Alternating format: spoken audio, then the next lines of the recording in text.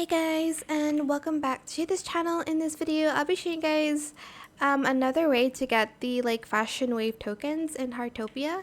So talk to Azure here, and you're just going to select the Fashionwave section, sell items, and here you're able to sell items in your backpack for tokens. Basically it says regular procurement price. So for a swallowtail it costs 100. I have 15, so let's see how much I can sell for that. Oh, 300. Okay, maybe not 100 then.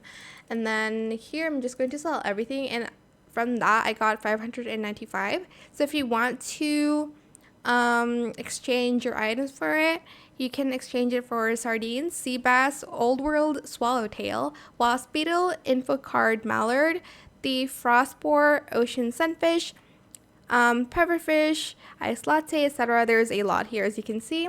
Press sell, and I have 500 Fashionwave tokens. So fun. That is it for this video. I hope it was helpful for you guys. Don't forget to like, comment, share, and also subscribe to this channel if you haven't done that already. If you have any more questions about this video, just leave it in the comment section down below. I will try my best to answer them all for you guys. And if you found this video helpful, please click the thanks button as well. That is it. Thank you so much for watching. Bye.